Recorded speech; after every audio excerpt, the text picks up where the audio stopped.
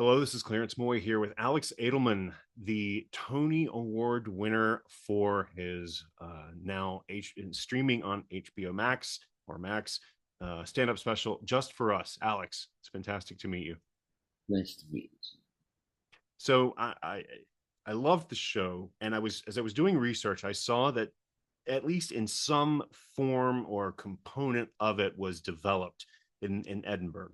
That Yeah, you yeah. kind of tried out some material there, which is really interesting because there's another show that is also in Emmy contention this year, Richard Gadd's Baby Reindeer, and he had roots in Edinburgh as well and trying out material there. What is it about that environment that sort of is a great incubator for content?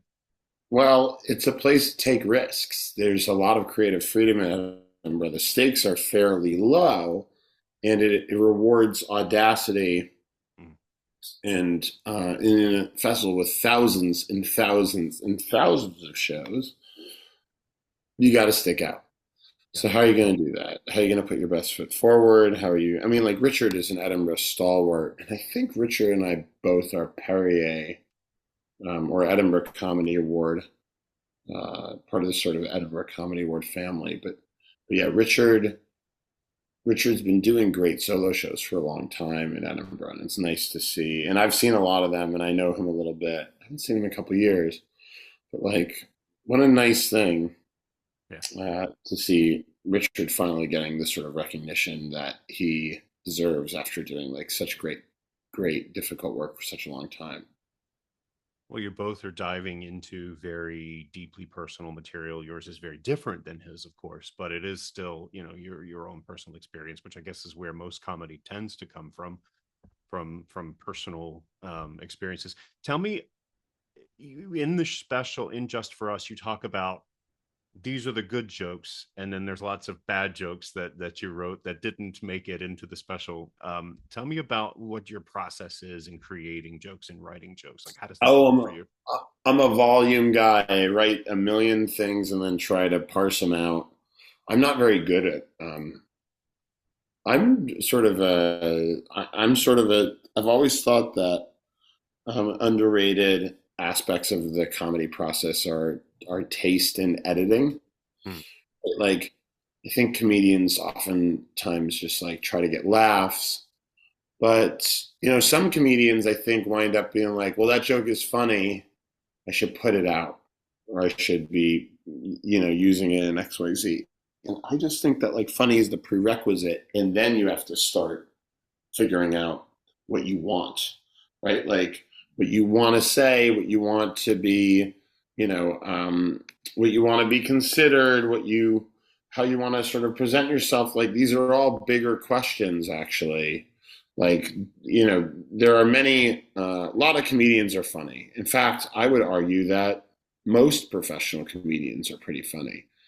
Um, Sometimes someone will go, "Oh, so and so's not funny. She's not funny," and I'm like, "She is. That's not your problem. Your problem is you don't like something about the material. There's like a timbre of the material that bothers you, and like that's a different problem. That's a different issue."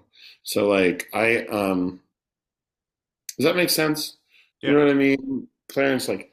Uh, like yeah, funny should come first, and then the other stuff gets in there. And so like I write a lot of jokes, and then I decide which ones I want to sort of like pop out into the world. So your special, I heard it wasn't scripted, that this is all in your head as you're going to Hmm. perform it. Is that the case? Yeah. That's amazing. That's it's just the way that your brain must work is quite fascinating. It's also it's also heavily scripted, right? Like I know it's scripted in a sort of like, well, I know I want to communicate this, and I know I want to communicate that, and today maybe I'll calibrate this differently or that differently, but like some performances have a little more like lift to them, and some like I've seen comedians acting, or I've seen people act on television shows or on stage, and they're doing something so different with the same material. But yeah, the show is The show's just like a series of stories and stuff that gets told and whatever. But the runtime of the show has been different every single night. It never like adheres. Like there's a like probably a between a there's like an 8 or 9 minute delta. Like sometimes it's 1:23 and sometimes it's like 1:32. Like it's a really weird, like it goes up and down that show. So I think the special is 80 minutes, Great. but maybe a smidge longer. I can't remember. But like, that would be on the shorter side for us. I cut some stuff out of the special as well. Do you find that the audience, as they're engaging with you, do you find that you might change material as you're performing with them? If they're reacting to something, maybe you'll go down this path, or they're not good with that, so let's avoid this. Yeah. I mean, to an extent, but also like you never know. Audiences can surprise you. Right. You pitch something at an audience and they go, "We kind of like that," and you go, "Well, they won't like this part," and then they do like that part, and you're like, "Well, who would have thunk?" You know, like it's a really different. You never know. Like truly, you never know with audiences. You can never tell. Right. In the special, you talk about Robin Williams. Who are some of your stand-up comedy influences that led you to Oh, this path? so many. John Mulaney is very big for me. Mhm. Mike Birbiglia, uh, who boy, I'm just picking Georgetown comedians, but Birbiglia is one of my favorite comedians, as well as being the producer of the show. So that's really something. I love Rami Youssef, who's one of my pals. Um, I love, uh,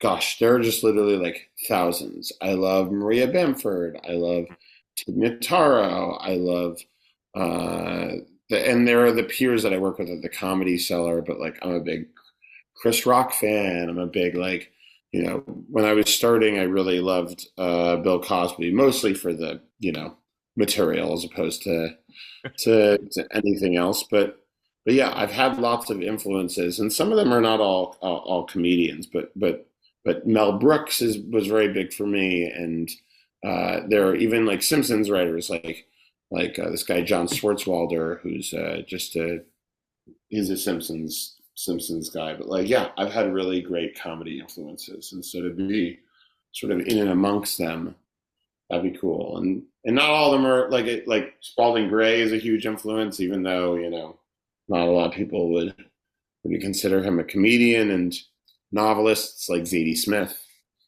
Sloane Crosley, Nathan Englander, like these are all big parts of my brain. So they all kind of help you funnel all of that material into the show. What was the inspiration for you to then record this and to document it? I wanted the best capture of what this could be. Right? I wanted the best, most significant, most thoughtful, most salubrious. Like the special looks really good, and Alex Timbers. That's all Alex Timbers, who's like Mhm.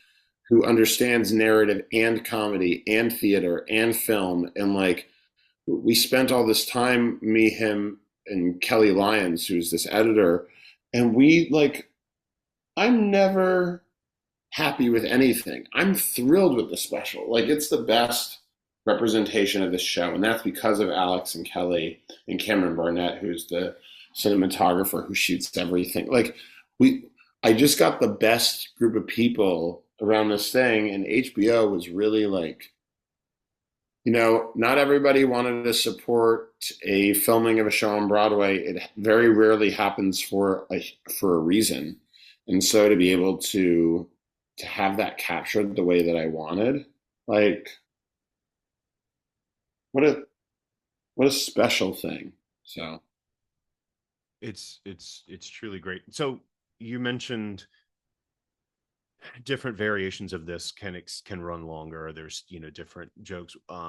Was this recorded all in one single performance, or was it was multiple? it was maybe I'm speaking out of turn here, but I Okay. think it's okay to say we did two different shows, and then a show in front of like a handful of people where we moved around on stage with cameras and stuff like that. And the funny thing is, Alex was like, we pulled from all three shows, but we tried to make sure that the things felt a little more seamless and didn't. And I think we did a really good job.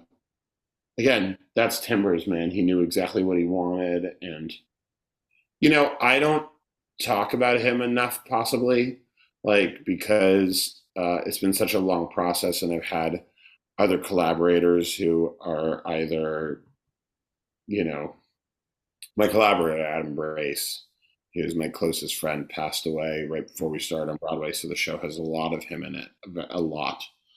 But Alex did a job that I think is extremely underappreciated, which is not only did he capture a brilliant show, or like capture in a brilliant way, like the shows that he, not only did he capture in a brilliant way what he wanted to get from the outset, he also somehow did it with helping me elevate my show to Broadway and guiding me through like a really stressful time. Like he was on call whenever I needed him. He was our creative consultant once Adam passed away, and he was somehow like very respectful of like whatever he thought Adam's vision was, and still managed to elevate it. Like he did a really thankless, tricky task in a way that was like significantly additive. Like and he did it invisibly. He did it with like a great deal of humbleness and stuff like that. And so like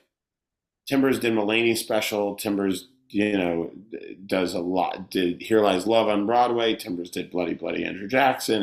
Hello. Like he's kind of like the best at a lot of stuff. And part of me wonders if he should be like a household name for this type of thing. Like he's as good a director as anyone alive for my money. Like really, really special, thoughtful He did person. he did Moulin Rouge too, right? The Yeah, he won a Tony for Moulin Rouge. Yeah. Like this guy is like significantly underappreciated as like, which isn't to say he doesn't like do a lot of stuff. Like he did Beetlejuice. He like is constantly busy, constantly working. But like no, I just don't know that I've ever worked with anyone as versatile as Alex Timbers, or anyone as like actually talented and quietly talented as this guy who's like very prominent, thoughtful director. Yeah, he's incredibly talented. I'm a huge fan of the spectacle of Moulin Rouge. I saw it in its pre-Broadway tryout in Boston at the I forgot the name of the Emerson theater, Colonial. Emerson Theater. Yeah. That's where I was too, right before Broadway. I mean, like it's just you know, for a guy who manages to make small things big and big things small, like that's a really like genuinely there isn't any other comedy director who can do that. Like I mean, like I know there are some narrative guys that occasionally like, dip into stand up or dip into theater, but like Alex is a true blend of both of those things, and Right. like he could do anything. Like that guy could do commercials, music videos, or like Marvel movies. Like he just like sort of knows what he's doing. He's fucking genius. Speaking of Boston, I know you are from Brookline. Yeah. I have been to Brookline. I specifically went to Brookline one time because the theater there was playing a 70 millimeter print of The Master of Paul Thomas Anderson's Master. That So would I be went. the Coolidge Corner Theater, the best That's it. theater on the That's it. planet. For Yeah, my money, that it's was very good.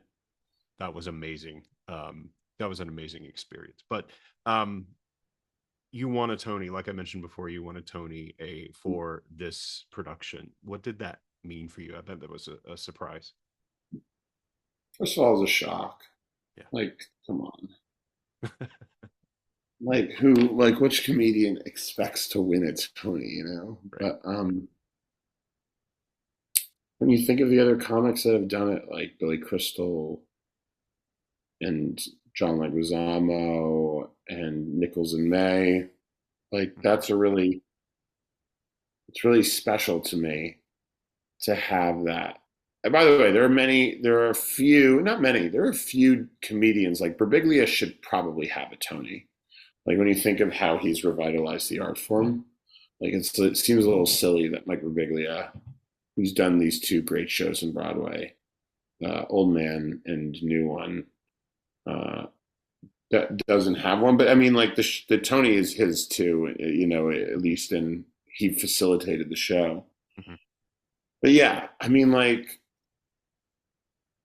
there's a video that someone sent me immediately after it happened. I didn't know it was recorded, but I was in the press room giving an interview, and Shana Taub, who's a really good friend of mine, won a Tony for best book or for best lyrics, and she had won a Tony previously for best book for Suffs, and I just freaked out on stage, like in the middle of my interview, because I couldn't believe it.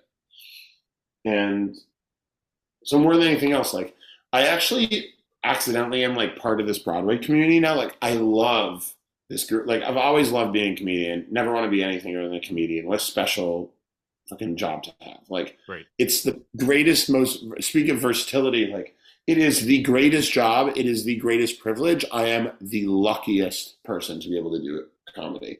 And to be part of this Broadway community now, like who could be more fortunate? Like what a special, special thing to be part of Broadway. Like, gosh, I just am really, really. I, I couldn't believe it that I get to have this. That I get to have this little acknowledgement from this group of people, and also like doing the Tony circuit.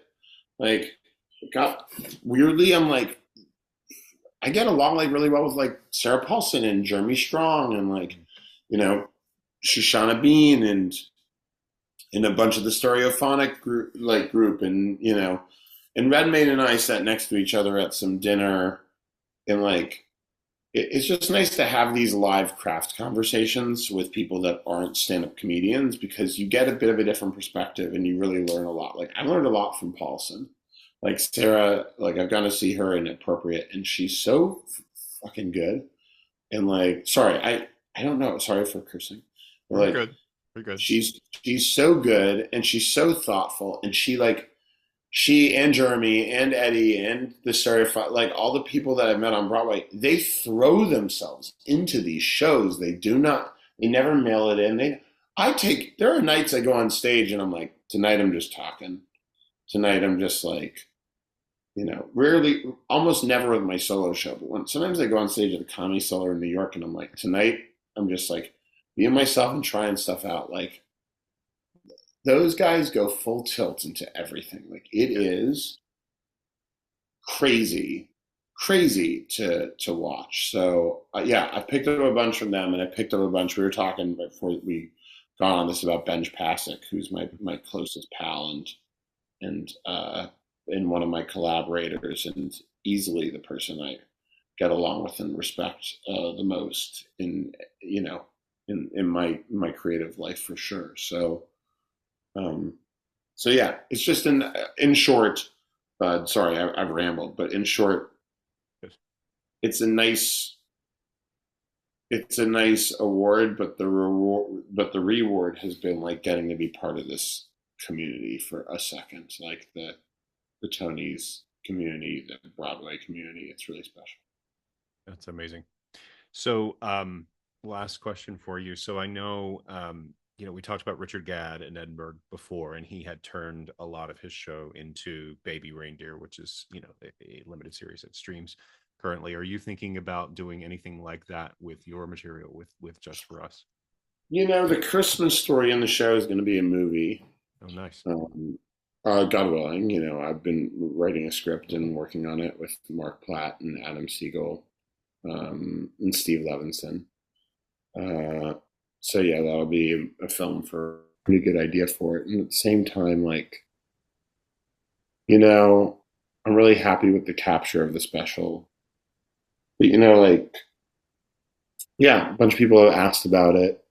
I'm still sort of waiting for the right person to ask, I guess, or to for that idea to develop a little more. It's very possible. It could happen, but I'm also like really proud of what's going on with Just for Us as a special, and so Yep. anything I do, I want to be as good as that in the live show. So require a little more thought. But yeah, it's so funny that you say that. Yesterday, for the first time in years, was the first time I like fully considered it. So. That's amazing. Yeah, I'd love to see that. I mean, but to your point, the special itself is such a unique and engaging, and the journey that you take people on through that event, and using that the story of going to that event, going to that Nazi meeting or whatever, a white Yeah, yeah. supremacist meeting, and then using that as a springboard for all these different anecdotes about your life. You really, it flew by. Yeah, it's 85 minutes or something like that. Just it just completely flew by for me. So I had a bunch of friends watch it to, or not a bunch of friends. I had a small but trusted group of people watch a version of that and tell me how long they thought it felt. And most people came in around like 50 minutes, 45 minutes, an hour. Like the top, no one thought it was longer than, you know, people, like it's important to know. And I asked people where they thought it dragged, and we tighten that a little bit. Like I'm a big fan of socializing to make sure that ideas feel entertaining and Mhm. ideas feel propulsive. So, but yeah, I got a lot of help. This special is like a million people worked on this thing. It's like I kind of hate the word solo show, such a misnomer. But like Birbiglia watched it cut early and gave notes. Obviously, he's a producer, so I'm able to press him into that.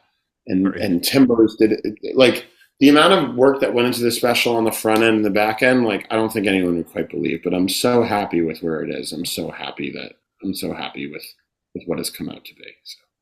Excellent. Well, congratulations on the Tony. Congratulations on the special. It's truly wonderful. I do recommend people check it out just for us on Max streaming right now if they haven't seen it. And best of luck to you in this Emmy season. Thank you so much, Clarence, and thanks for and I know you're bilingual, so I'm like really so it's nice to chat.